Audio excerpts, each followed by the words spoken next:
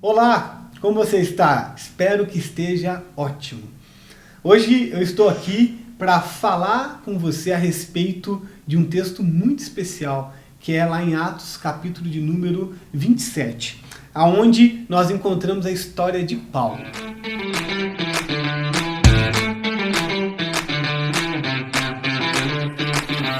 Então agora, com a sua Bíblia aberta, eu quero conversar com você a respeito de como permanecer confiante em meio à tempestade.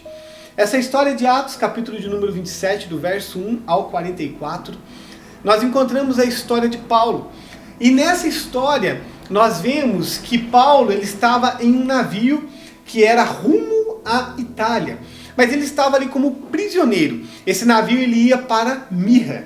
Mas é interessante porque ele recebeu de Deus um discernimento que eles não deveriam embarcar naquele navio porque ia ter uma grande tempestade. Mas ninguém deu ouvido para ele. E eles entraram naquela tempestade, o navio se desfez, quase que todos morreram e se cumpriu ali realmente uma palavra que eles deveriam ter ouvido a Paulo. Mas o maior detalhe aí é que Paulo permaneceu confiante. E olhando para essa história, eu começo a refletir um pouquinho a respeito da nossa vida. Quantas vezes nós nos deparamos com tempestades? Dias difíceis vêm, não é verdade? Pensa, nós estamos no meio de uma pandemia. Uma pandemia, ela traz inseguranças. E junto com elas, uma crise financeira, uma crise política e tantas outras coisas relacionais. São tempestades. Sabe, eu noto que na Bíblia tem dois tipos de tempestades. Tem a tempestade que nós causamos. E essa é cruel. Pensa em Sansão. A história de Sansão mostra que ele foi infiel, imprudente. Ele gerou muitas tempestades na vida dele. Para isso nós precisamos acertar a nossa vida. Mas existe um outro tipo de tempestade. A tempestade que outras pessoas ou outras circunstâncias causam na nossa vida. E aí é difícil. Por exemplo, essa pandemia. Talvez você se pergunte, por que Deus permitiu? Não é que Deus causou isso, querido. É consequência de erros, de pecado, e essa tempestade chegou na nossa vida. Mas o detalhe é, como que eu permaneço confiante no meio da tempestade? Como que eu permaneço confiante no meio disso tudo que nós estamos passando? E eu quero trabalhar com você esse texto de Atos 27 em dois blocos, duas partes. A primeira parte, o ponto de vista dos marinheiros. Como que eles reagiram em relação à tempestade. E depois o ponto de vista de Paulo. Primeiramente, a reação dos marinheiros, eles tiveram algumas reações bem de homens naturais, que eu chamo assim. Paulo como homem espiritual e os marinheiros como homens naturais. E a primeira reação de um homem natural, no meio da tempestade, é a impaciência. No verso 11 diz assim: mas o centurião, em vez de ouvir a Paulo, ele falava, que o que Paulo falava, ele seguiu o conselho do piloto e do dono do navio. Ou seja, Paulo ele avisou. Mas o centurião não quis dar ouvido. Ele estava impaciente. Ele perdeu a paciência. Ele falou, eu vou dar ouvido para um prisioneiro, porque afinal Paulo ele era um prisioneiro, mas não deixava de ser um homem de Deus. Uma outra atitude do homem natural no meio da tempestade é a falta de senso crítico. Geralmente, uma pessoa quando está no meio da tempestade e ela perde o senso crítico, é um sinal que a sua humanidade, a sua carne tomou lugar. O texto ele vem fragmentado em algumas características da falta de perda de senso crítico. Por exemplo, no verso 11, nós vemos que eles procuram a opinião dos peritos, do piloto do navio, né, de outros aqui que podem dizer, até ter alguém que pudesse dizer uma coisa que convinha com aquilo que eles iam fazer. Quantas vezes nós fazemos isso, querido? Nós pedimos a opinião do pastor, pedimos a opinião de um líder espiritual, buscamos na Bíblia, até que a gente encontre alguém que fale aquilo que a gente quer ouvir. E eles buscaram isso, eles perderam o senso crítico. Nós vemos também no verso 12 que eles se guiaram, aqueles marinheiros, eles se guiaram pela maioria, pela opinião da maioria. Querido, cuidado com a maioria. Nem sempre a maioria está certa, mas a palavra de Deus está certa. Também eles perderam o senso crítico porque eles se guiaram pelas circunstâncias. No verso 13 diz que eles seguiram o vento sul. querido, você não fica olhando o vento, não. Você tem que seguir a palavra de Deus. E também nós vemos no verso 12, novamente, que eles se guiaram pelos sentimentos. Diz que eles tinham uma falsa esperança. E eles acharam melhor. Quantas vezes nós guiamos pelo nosso coração, mas a palavra diz que o coração do homem ele é enganoso. Então, não perca o seu senso crítico. O homem natural ele perde o senso crítico. Também, eles perderam o foco. Faltou o foco. Olha no verso 17. E temendo que ele encalhasse nos bancos de areia de Sirte, baixaram as velas e deixaram o navio à deriva. Eles perderam o foco, queridos. Eles estavam com medo do barco encalhar e por causa disso eles perderam o foco. O que é perder o foco? Preste atenção. É deixar o barco à deriva. É mais ou menos assim, deixa a vida me levar, a vida leva eu. Ah, se parar a tempestade, tudo bem. Se não parar, perder os sonhos. Perder a perspectiva. Por exemplo, eu sou pastor de igreja. Nós estamos aí há 100 dias, mais de 100 dias no meio dessa tempestade. Mas eu não perdi o foco, que é ganhar vidas para Jesus, que é avançar. É por isso mesmo que eu estou trazendo essa palavra devocional para a sua vida. Exatamente por causa disso. Não perca o foco, não fica à deriva não, você não está solto. Outra atitude dos homens naturais, desperdício de recursos. No verso 18 e 19 diz assim: no dia seguinte, sendo violentamente castigados pela tempestade, começaram a lançar fora a carga. No terceiro dia lançaram fora com as próprias mãos a armação do navio. Eles começaram a desperdiçar os recursos, jogar fora aqueles recursos. Por quê? Porque eles já não tinham mais perspectiva. Daí, olhando para recursos, talvez você fale, não, mas aqui em casa a gente está cuidando, tá? Querido, às vezes você está jogando fora o seu tempo, está jogando fora os seus relacionamentos. Talvez você tenha um irmão, talvez você tenha uma irmãzinha. A última vez que você fez carinho no rosto dela, a última vez que você deu um abraço aí no seu filho, a última vez que você deu um beijo na sua mãe. Não desperdiça não, não desperdiça. Também a última atitude aqui do homem natural é o desespero.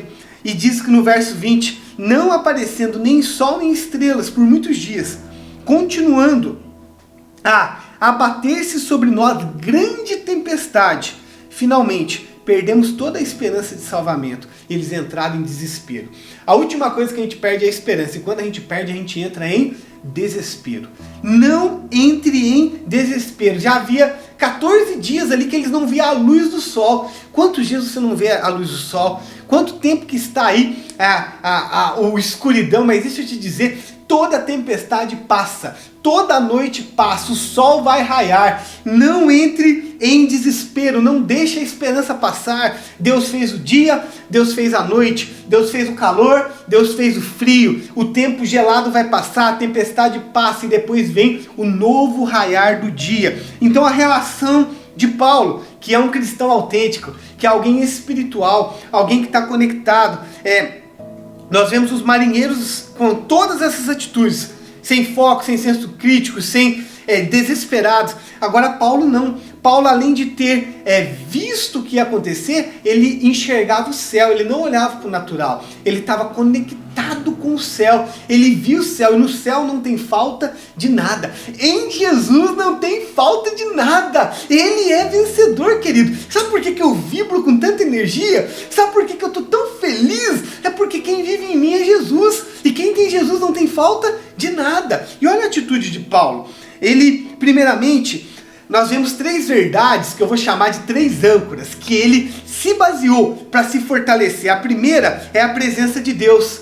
Olha o que diz o verso 23. Pois ontem à noite apareceu-me um anjo de Deus, a quem pertenço e a quem adoro. Primeiramente, então, nós vemos aqui a atitude de Paulo.